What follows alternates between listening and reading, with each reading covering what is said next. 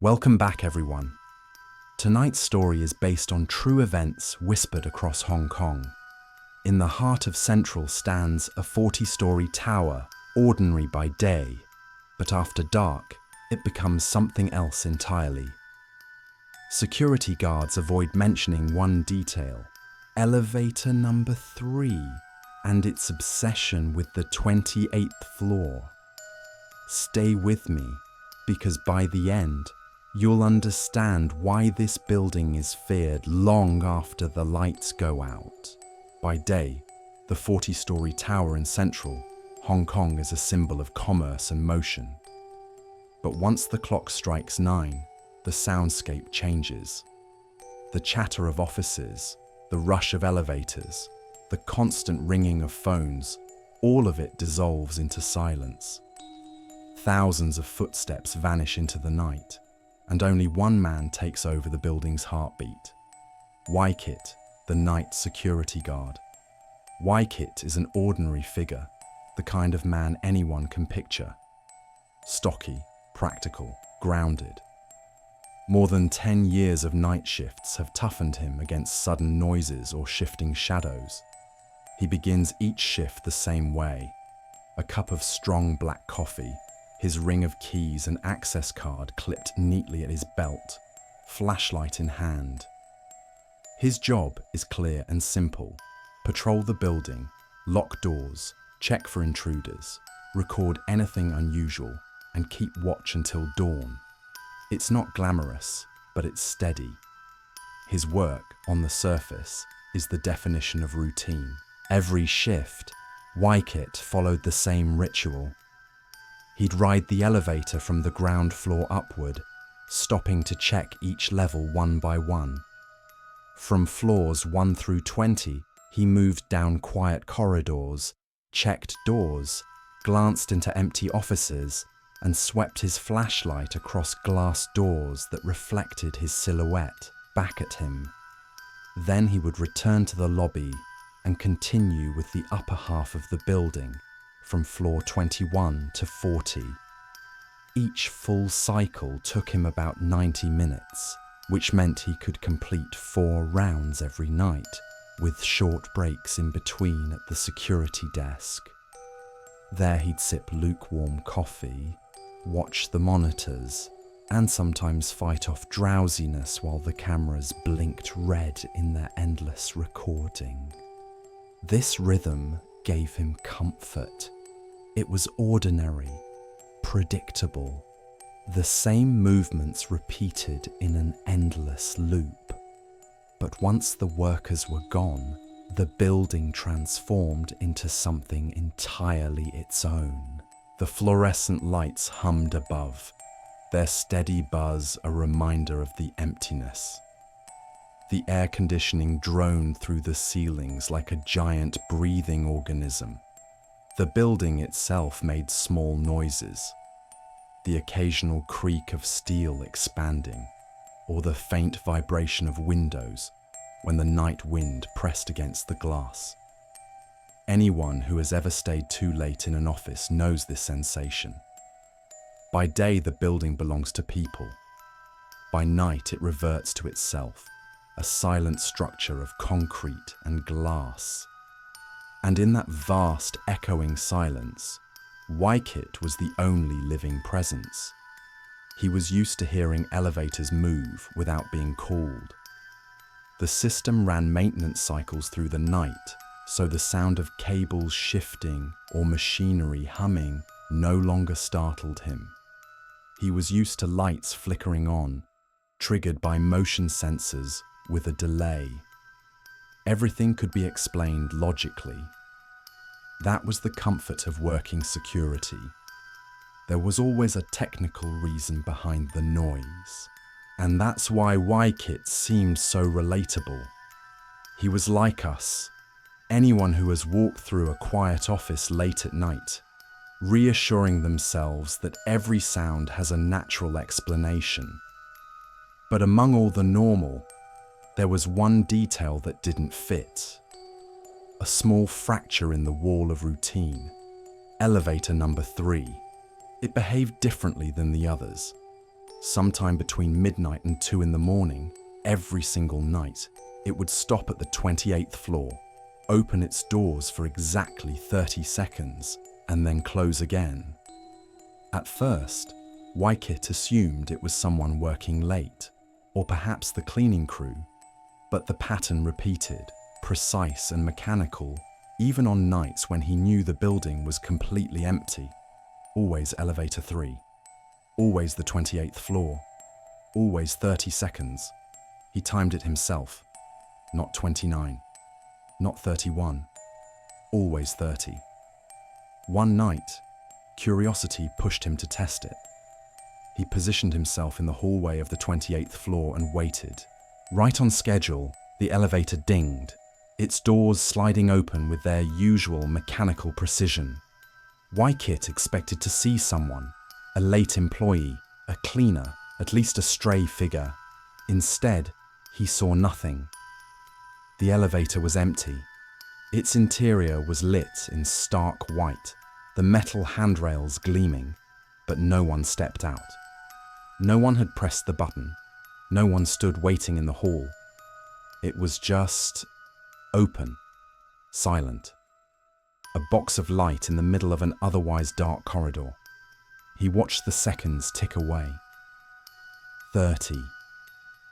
On the dot, the doors closed and the elevator continued its journey. Wykett lingered in the hallway, uneasy.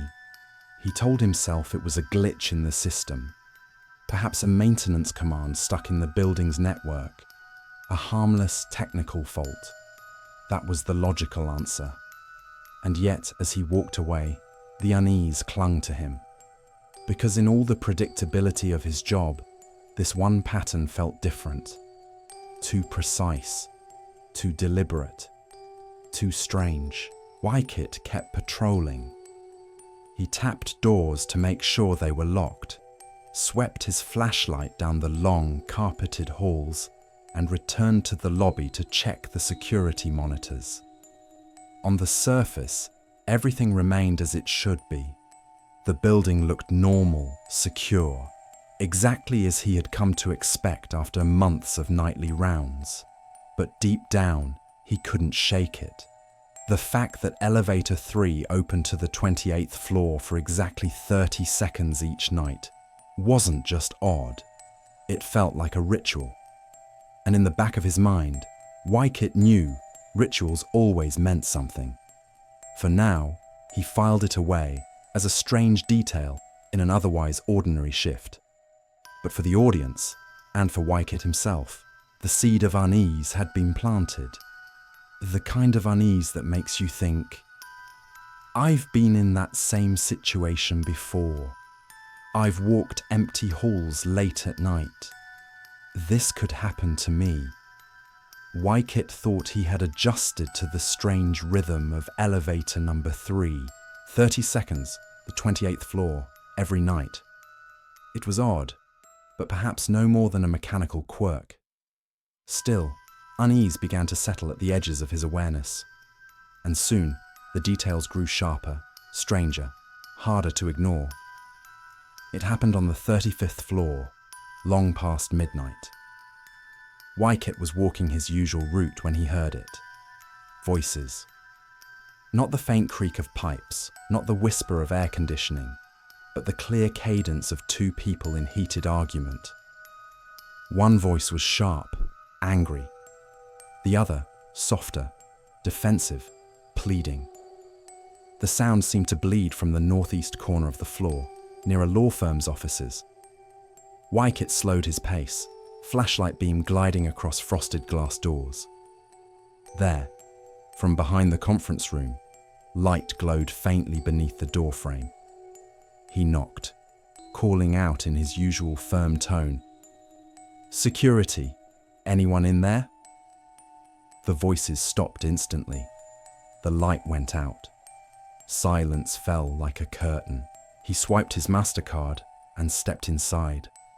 The conference room was empty, chairs tucked neatly, no papers, no laptops, no signs of a late-night meeting. Yet the air felt wrong, warmer than it should be, and beneath the stale office scent, was a faint trace of something floral, sweet, with a sharp undercurrent that made him feel queasy. Wycott searched the entire floor, offices, closets, storage spaces. Nothing. No trace of the people he had heard so clearly just moments earlier. A week later, the strangeness returned. This time with elevator number 3. Wycott was on the 15th floor when he heard the familiar ding. Looking down the hall, he saw the doors open, but something was immediately off. The light inside wasn't the usual bright fluorescent glow. Instead, the elevator was drenched in a dim, reddish hue that painted the walls like dried blood. He approached cautiously, his instincts telling him to stop, but his curiosity pulling him forward. Inside, the panel was ablaze. Every single floor button lit up, glowing like a Christmas tree. And then there was the music. Not the bland elevator melody usually piped through the speakers. This was different, scratchy, distant, as if tuned in from an old radio. He strained his ears and recognized the tune, a Cantonese love song from the 1970s, one his mother had played on vinyl when he was a child. It should have been comforting. Instead, it chilled him to the bone. The sweetness of the melody, warped by static, felt grotesque inside the empty, red-soaked elevator. Wycott reached for the ground floor button, but froze. Something deep within him screamed, "Don't step inside." He obeyed his gut, backing away. He chose the stairwell instead, running down flight after flight until he reached the lobby. When he checked the control panel, everything appeared normal. All elevators accounted for. No errors, no malfunctions. And when he turned to look at elevator number 3, it sat dark and silent, indistinguishable from the others. Wycott prided himself on logic. He told himself it had to be a glitch, a fault in the system, acoustics carrying noises from elsewhere, maybe even exhaustion playing tricks on him. Every explanation lined up in neat columns in his head, but instinct gnawed at him. The voices in the conference room, the floral perfume lingering in the air, the music of a bygone decade echoing in an empty car bathed in red light. These were not ordinary malfunctions. They were patterns. He knew better than to say it out loud, even to himself. Instead, he tried to bury the unease under layers of practicality. Yet each night, when the hallways grew silent and his flashlight beam stretched into the dark, he felt the weight of those small anomalies pressing down. The building still looked normal. The system still reported no errors. Everything on paper was exactly as it should be. But Wycott's gut told him otherwise. Something in that tower was breaking the rules. Something had claimed elevator number 3, and it was only a matter of time before it revealed itself. These were the first uncanny signs. To the casual observer, they were details that could be dismissed, rationalized away. But to the audience, and to Wycott's subconscious, they were warnings. The story had already shifted, even if the man walking the halls didn't want to admit it. For now, he continued his patrols. He ignored the phantom voices, he avoided the red-lit elevator, and he carried on with his routine. But deep down, he knew what every viewer senses at this stage. This isn't over. It's only beginning. The strange events didn't fade with time. They repeated. Night after night, elevator number 3 made its precise 30-second stop at the 28th floor. Some nights, Wycott thought he caught a whisper of music bleeding through the shaft. That same off-tune 1970s love song, faint as if trapped between stations. Other nights, a floral scent drifted through the corridor outside the conference room. Warm air pooling there as if the room were recently occupied. He tried to rationalize each detail. Building acoustics, HVAC quirks, residual smells. But repetition has its own kind of authority. The pattern intensified, the music a touch louder, the scent lingering a little longer. The elevator's doors holding a shade too still, like a stage waiting on a late actor. When Wykit mentioned it casually to the morning manager, the reply came with an indulgent smile. Night systems do weird things. If the panel shows green, you're fine. The maintenance vendor sent a short email the next day. No faults, no alerts, all normal. No one else noticed. No one else believed. Wykit knew what he had to do. Go backward before he could go forward.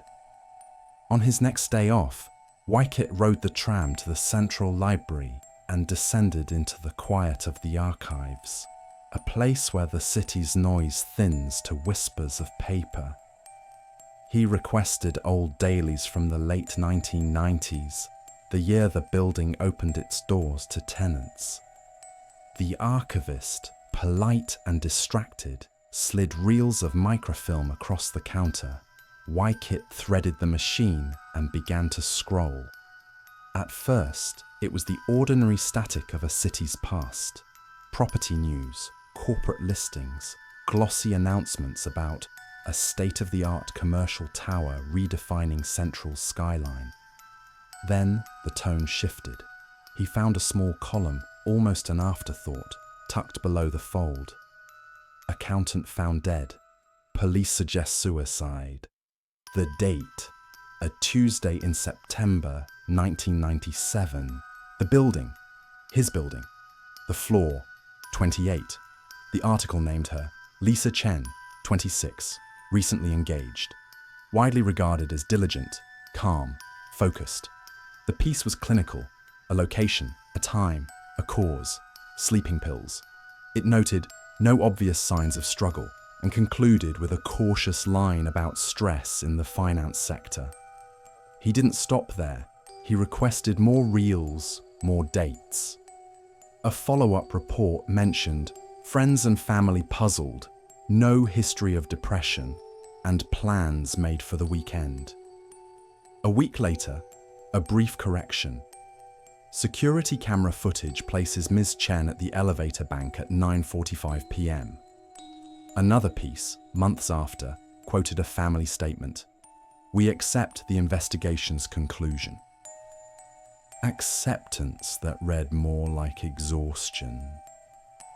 Wykit leaned back, the microfilm reader washing his face in cold light. The narrative on paper was neat. His nights at the tower were anything but. He found a longer feature in a business weekly, the sort that trades in corporate gossip cloaked as investigative tone. It reconstructed Lisa's final evening with eerie precision. She stayed late to reconcile a set of accounts, called her fiancé around 9:30 p.m, said she was wrapping up, mentioned taking elevator number 3 because it was closest to her office. 9:45 p.m, security footage recorded her stepping into elevator 3 at the 28th floor. The car descended to the lobby. When the doors opened, the elevator was empty. Staff assumed she had exited between camera angles or that a lens had briefly glitched. Around 11:12 p.m, the cleaning crew discovered her in the conference room on the 28th floor, slumped over the table, an empty pill bottle nearby. No signs of forced entry.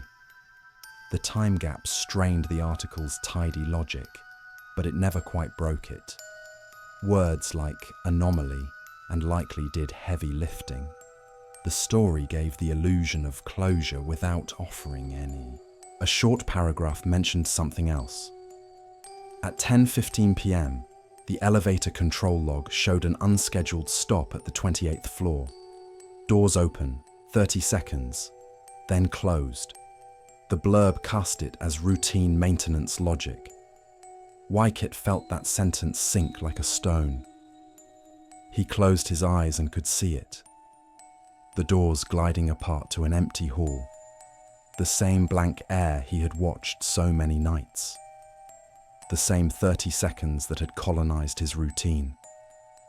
The article ended with an editor's shrug.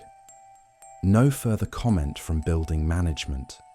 Case closed after 3 months. The last thing he found was not a newspaper, but a scanned interview transcript cited in a tiny online archive. A quote from Lisa's fiancé at the time. He had described her signature perfume, a jasmine blend with a sharp, almost metallic edge. She wore it daily. He could recognize it blindfolded. He had caught a trace of it in the hallway on his last visit to bring her dinner late one evening. Wykett felt the library's air go stale. He had smelled that exact profile in the conference room, sweetness with a blade baked into it. On the night he'd heard voices behind frosted glass. Warm air, lights snapping off as he knocked, empty chairs, silence, only that scent, as if time had forgotten to clear it away. Scent and time, he realized, were signatures. They outlasted words, outlasted reports. They wrote themselves into the building's skin. Back at the tower, his nights thickened. The strange events repeated, and their intensity increased. The elevator's 30 seconds felt more performative, like a cue rather than a quirk. The love song's melody, detuned, grainy, was a breath louder. The kind of sound you question at first and then cannot unhear. The jasmine would arrive in a wave and vanish, as if passing through him, not lingering for his benefit, but following a path it always followed. When he brought up oddities in a careful tone, colleagues chuckled. The maintenance vendor sent another clean report, and management reminded him to log anomalies but avoid alarming tenants. The daylight world likes its boxes labeled. Night has other plans. He began to synchronize his patrol with the pattern, arriving near the 28th floor shortly before midnight, waiting at the bend in the corridor where the light pooled thinly across the carpet. The doors would open. He would watch the empty car as the seconds marched. 27, 28, 29, 30, close. The ritual completed itself with the indifference of a clock. He timed it on 3 consecutive nights. Always 30, always at least once between 12 hours and 2 hours AM. On the 3rd night, as the doors slid shut, the love song swelled for a heartbeat, a chord resolving, just off key, and then cut out like a breath held in a cold room. No one else heard it. The cameras showed nothing unusual. The control panel reported a healthy system. To everyone but him, the building was exactly what it claimed to be. Wykett left the library with a handful of notes and a name he couldn't stop saying under his breath. Lisa Chen. He had not solved anything, but the story had escaped its page and stepped into his patrol. The past was not past, it was punctual. It kept its appointments with the 28th floor and with the elevator that refused to forget. By the end of that week, Wykett understood that the pattern wasn't asking for interpretation, it was asking for a witness. And if the living world wouldn't look, it would keep repeating itself louder, brighter, closer, until someone finally stood in the right place, at the right time, and saw. He checked his watch the following night and moved to the stairwell 1 floor below. If the ritual demanded a witness, he would be there early. The doors of elevator number 3 would open at 28. The air would warm. the jasmine would rise. And this time, he promised himself, he wouldn't blink. Wykit had timed it perfectly. After weeks of circling anomalies and patterns, of 30-second doors and phantom scents, he knew when the event would unfold. At 11:58 p.m., elevator number 3 would arrive at the 28th floor. And tonight, he would not simply observe from a distance. Tonight, he would witness. He positioned himself in the stairwell 1 floor below, peering through the narrow glass panel of the fire door. His heartbeat synced with the silence of the corridor. Only the faint hum of the fluorescent lights kept him tethered to reality. The familiar ding echoed. The sound was ordinary, mechanical, almost cheerful, and yet Wykit's chest tightened. Elevator number 3 slid open, revealing its empty, expectant interior. For a few long seconds, nothing. Just the glow of the cabin stretching into the hallway like a pale tongue. Then, a shimmer, a distortion in the air. Slowly, it coalesced into the shape of a young woman. Lisa. Her figure was translucent, a ghost drawn in water and light. She wore a business suit, her hair pinned neatly as though she had just stepped out of a late meeting. In one hand she carried a briefcase, her motions deliberate, precise, purposeful. She looked almost normal, except for the faint glow that bled through her edges, as if she were fading in and out of 2 overlapping realities. Wykit's throat went dry. His rational mind screamed at him to look away, to deny what his eyes told him. But he couldn't. He was transfixed. He was watching history repeat itself. Lisa stepped calmly into the elevator, pressed the ground floor button, and shifted back against the wall. Just like any other worker heading home for the night. Only she never made it home. Something surged in Wykit. A desperate impulse not to remain a passive observer. He left the stairwell and sprinted down the hall, the soles of his shoes slapping against the tile. The elevator doors had almost closed when he thrust his arm forward, jamming his foot between the panels. They shuddered, then slid open again. Inside, Lisa's eyes lifted. For the first time, her gaze met his. It was like ice searing through him.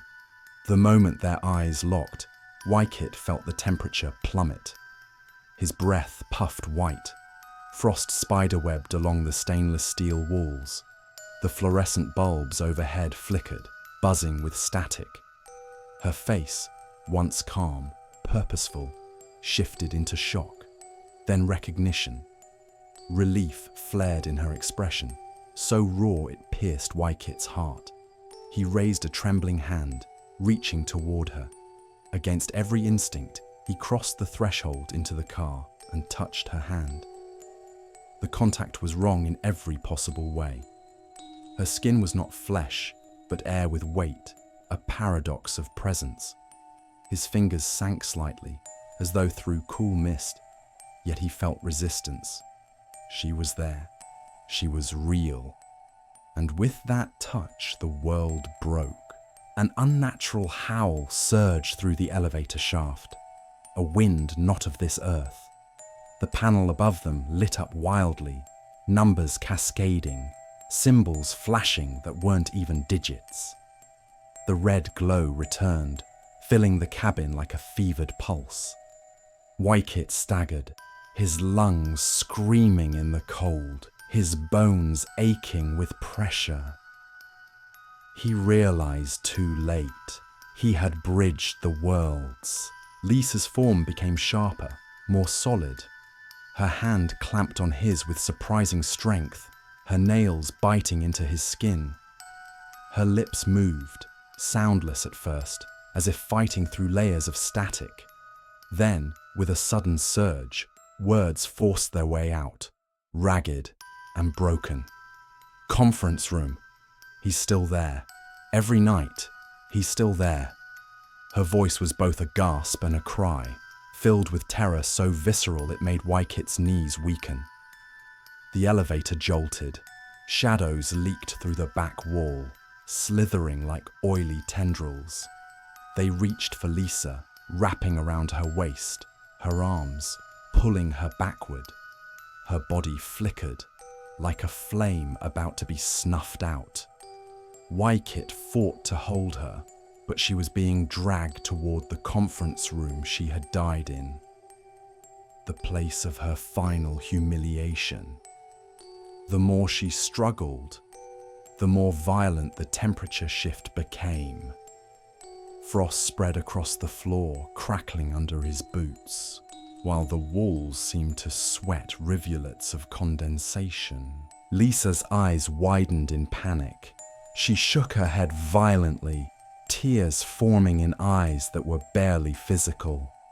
"Don't let them take me back!" she screamed, her voice rising above the howl of the phantom wind. Wykit pulled harder, but the shadows were relentless. His breath came in ragged bursts, his muscles burning. He was powerless, a mortal tugging against forces that had claimed her for decades. He could feel his strength fading, his hand slipping through hers, as if gravity itself wanted to deny the connection. The love song returned, warped, slow, dragged out like a record spinning at the wrong speed. The sweetness was now grotesque, stretched into a dirge that underscored her desperation. The violence of the moment left him trembling. He was a guard, a man with keys and coffee and a flashlight, nothing more. Against whatever force claimed Lisa Chen, he was fragile, breakable, human, and yet he held on, because the alternative was letting her vanish once again, condemned to an endless loop of false suicide, trapped by a murderer's legacy. Wykit's vision blurred. His teeth chattered. His muscles locked as the frost climbed higher, coating the walls, crystallizing around the glowing buttons. The elevator groaned as though it would collapse under the weight of its unearthly passengers. For the first time, he realized he might not survive this, that by reaching for Lisa's hand, he had invited himself into her torment. Lisa screamed again, this time not just with fear, but with rage. "He's still there," she wailed. "He's waiting for me." Her voice cracked as the shadows coiled tighter. Wykit wanted to ask who. He wanted to know the name of the monster tethering her to this place. But the elevator shuddered violently, the red glow pulsing like a beating heart, and his own voice was lost in the chaos. In that moment, as the shadows threatened to swallow them both, Wykit understood the full horror. He was no longer just a witness. He was part of it. This was the climax of the haunting, the point of no return. For weeks the building had whispered, now it screamed. And Wykit, trapped in the blood-red glow of elevator number 3, clinging to a woman who had been dead for 26 years, finally felt what true powerlessness meant. The ghost had manifested fully. The warning had become a storm, and Wykit, like Lisa before him, was in danger of never walking out alive. The elevator did not descend. Instead, it lurched sideways, upward, downward all at once, numbers spinning into impossibilities. Floor 68 in a 40-story tower, negative symbols, unreadable glyphs. Wykit clutched Lisa's spectral hand, his lungs burning from the unnatural cold. Then, with a violent jolt, the car stopped. The doors opened, not onto the present, but onto 1997. The 28th floor stretched before them, but not as Wykit knew it. Carpets were outdated, a shade of faded maroon. Furniture looked older, angular, stained with time. Fluorescent fixtures buzzed with sickly yellow light. It was the building as it had been on the night Lisa died, preserved like an insect in amber. Beyond the windows was no Hong Kong skyline. Instead, a warped landscape bled into view.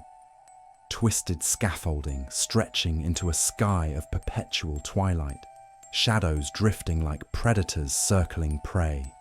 The laws of physics hung in suspension. Each step echoed too loudly. Each breath felt stolen from another's lungs. Lisa trembled beside him, her form flickering like a candle. "This is it," she whispered. "Every night, I come back here." And then he appeared. The conference room door swung open. Out stepped a man in his 50s, hair silvering at the temples, his suit pressed sharp. His eyes were cold, void of warmth, yet his smile gleamed with confidence. Mr. Tang. He walked toward them with the steady assurance of someone who believed he still owned the room. Even in death, he radiated the authority of a corporate predator.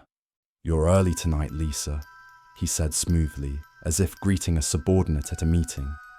His gaze slid to Wykit. "And you've brought company. Interesting." Lisa shrank back, clutching Wykit's arm, her fear palpable. Tang tilted his head, amused. Wykit found his voice, though it cracked. "You killed her." Tang's smile sharpened. "Killed? Such a brutal word. I solved a problem."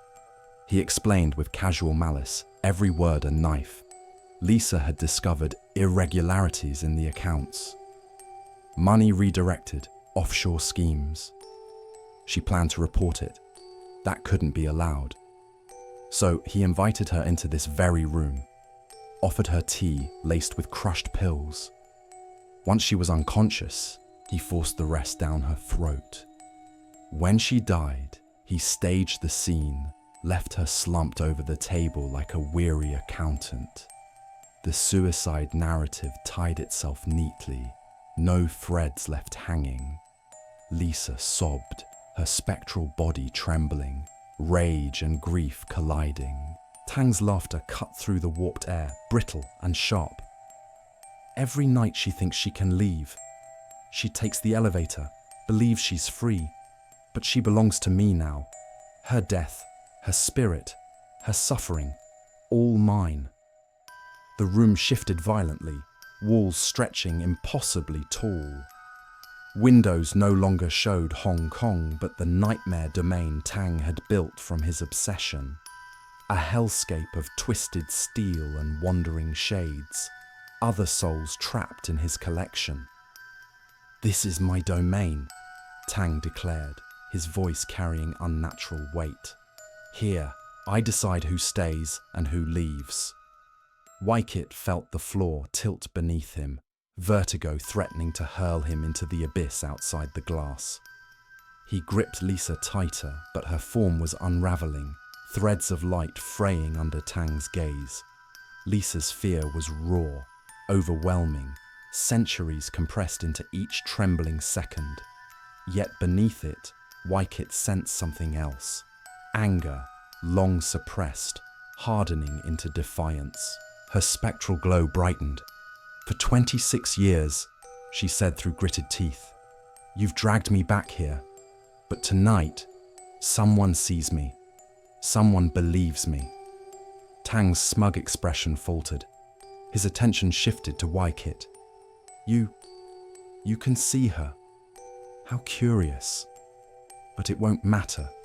You're nothing in my world." The shadows surged closer, coiling around Wykit's legs like icy chains.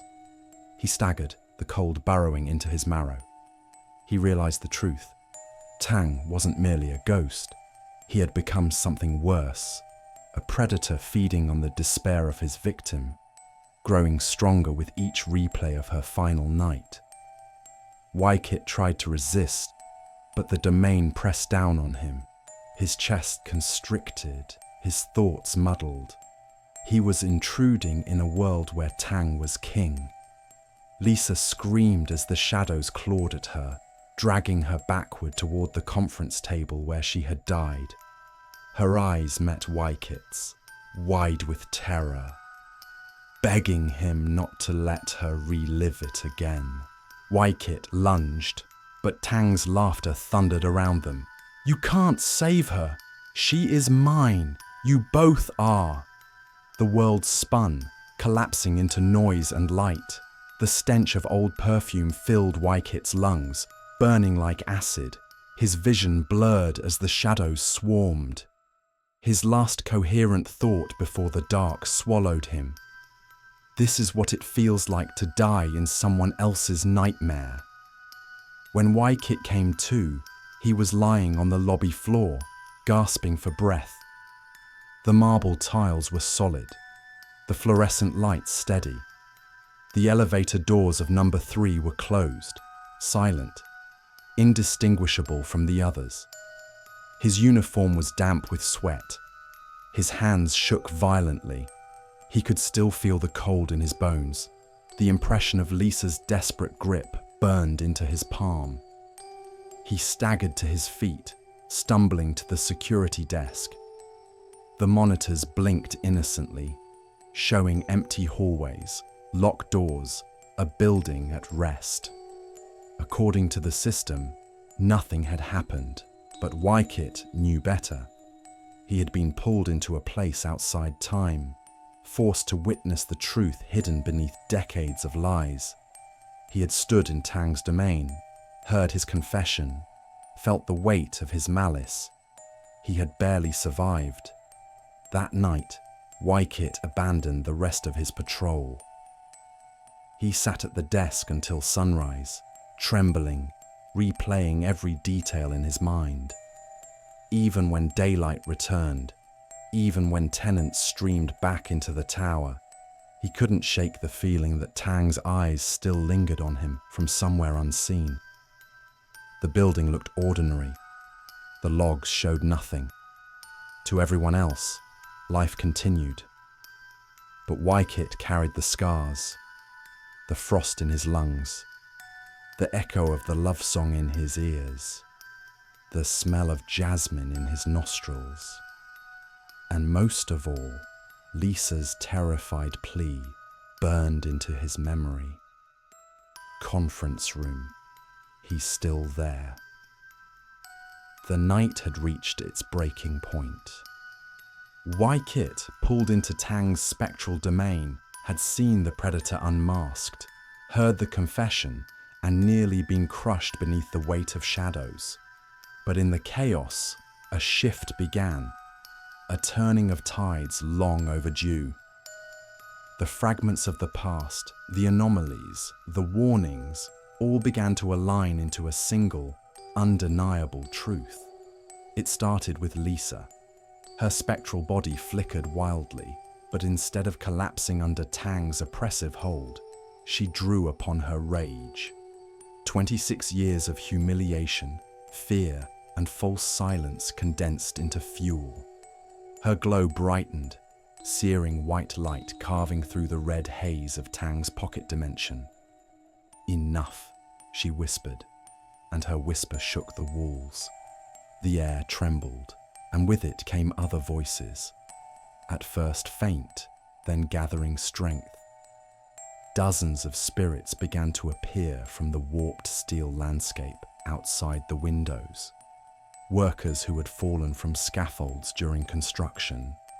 Executives whose sudden deaths were ruled natural causes. Cleaners who had collapsed mid-shift and never left. They were the forgotten, the ignored, the silenced. Now, drawn by Lisa's defiance, they converged. The air filled with a chorus not of fear, but of justice rising. Their forms gathered strength in her light, no longer weak echoes, but radiant witnesses to what had truly haunted this place. Wyket watched in awe as the elevator's red glow was drowned by their brilliance. The very floor beneath him pulsed with their awakening, as if the building itself remembered every tragedy, every unspoken story. Tang sneered, his voice booming in protest. "This is my domain, you belong to me." His body swelled with unnatural shadows, but the confidence that had dripped from his words began to crack. Lisa stepped forward, hand outstretched, her glow intensifying until Wykit had to shield his eyes. "No," she said, "we never belonged to you." The spirits surged. Their collective light tore through Tang's form, stripping away the facade of the confident executive. His suit blistered into smoke, his features twisting grotesquely. What remained was his true essence, a writhing mass of greed and cruelty, shaped by decades of embezzlement, lies, and domination. He screamed, his voice splintering like glass, as the stolen energy that had sustained him began to unravel.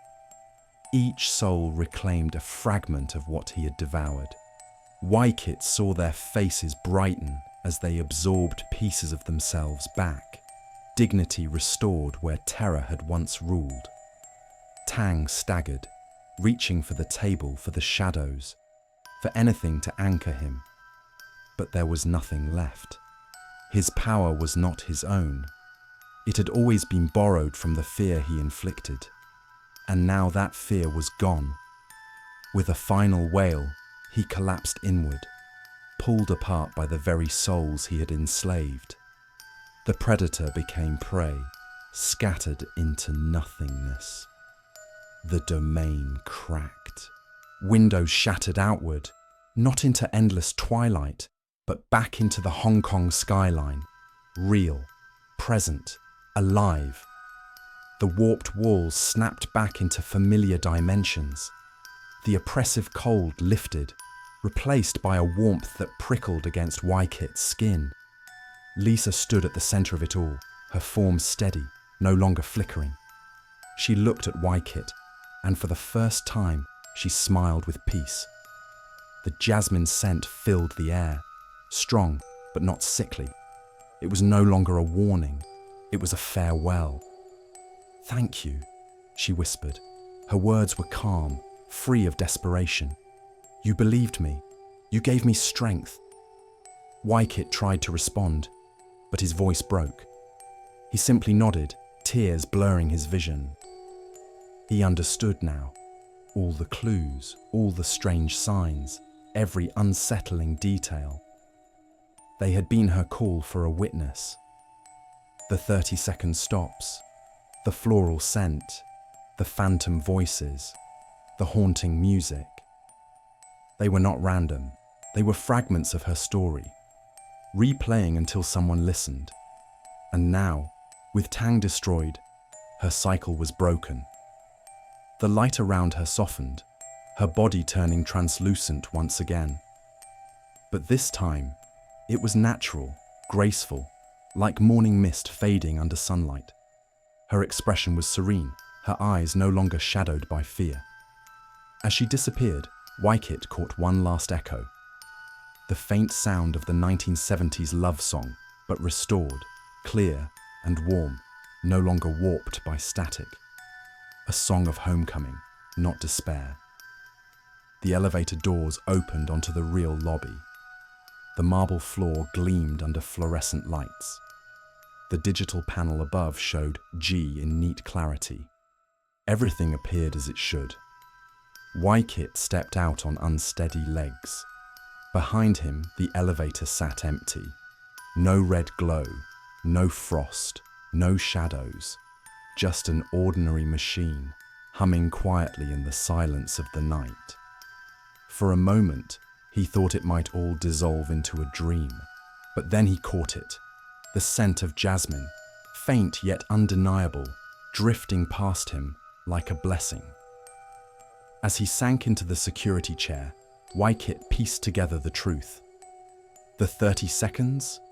Lisa's final attempt to leave, trapped on loop the red glow and haunting music. Tang's intrusion, his corruption bleeding into her escape. the conference room voices and sudden warmth, reenactments of her final night, echoes of his lies, the floral perfume, Lisa herself leaving her mark, pleading for someone to notice. Every sign had been a breadcrumb, scattered through time, waiting for him to follow. Wykit shivered, not from fear now, but from the enormity of what he had survived. He bore no physical wound, yet his soul carried scars. The image of Tang's twisted essence, the sound of Lisa's desperate plea, the chill of her hand in his. He had barely escaped, but he had also borne witness, the role Lisa needed most. The building was changed. The 28th floor felt lighter. The elevator behaved normally. The silence of the night was no longer suffocating, but clean, empty in the way it should be. For the first time in weeks, Wykit let himself breathe without tension in his chest. He had lived through something unspeakable, and though the scars would remain, so too would the knowledge. Justice had finally replaced terror. And in the faintest notes of jasmine, he knew Lisa was free. Wykit still wore the same uniform, still carried the same flashlight and keycard, still walked the long empty corridors at night. Yet his role had changed. He was no longer just a security guard protecting glass and steel from burglars or vandals. He had become something else, a quiet mediator between two worlds. After Lisa's liberation, word spread in hushed circles. Tenants noticed how the oppressive weight of the 28th floor had lifted.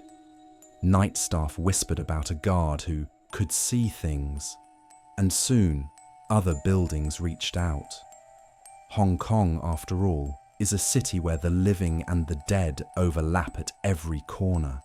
On reclaimed land once used as cemeteries, in apartments built over wartime ruins, in shopping malls raised above execution grounds. Wykit found himself called to other towers, other haunted places, where stories of injustice lingered. He was not an exorcist, not a priest, not even a believer in the traditional sense. He was simply a man who listened. And sometimes, listening was enough to set the lost free. So now, the question is for you. What do you think? Do you believe Wykit truly encountered Lisa Chen? Or was it the exhaustion of a night guard shaping patterns from shadows and silence? Could this happen in your office building, in the elevators you ride, in the corridors you walk after hours? In Chinese culture, there's a saying, the dead cannot rest until the living acknowledge their truth. Ghost Month, ancestor offerings, and the burning of joss paper all reflect the same belief that unfinished business ties spirits to our world. Some need ritual, some need justice, and some simply need to be seen. Lisa's story is more than a haunting. It is a reminder that silence can be a prison, and that sometimes the smallest signs, a scent, a song, an elevator that stops where it shouldn't, are voices demanding to be heard.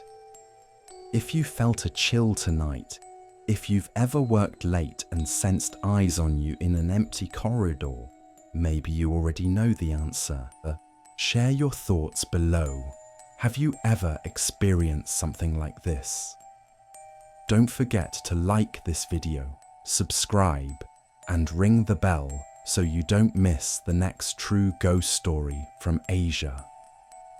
In our next episode, we'll take you inside another Hong Kong building where a haunting didn't just linger, it spread. Until then, remember, the line between the living and the dead is thinner than you think.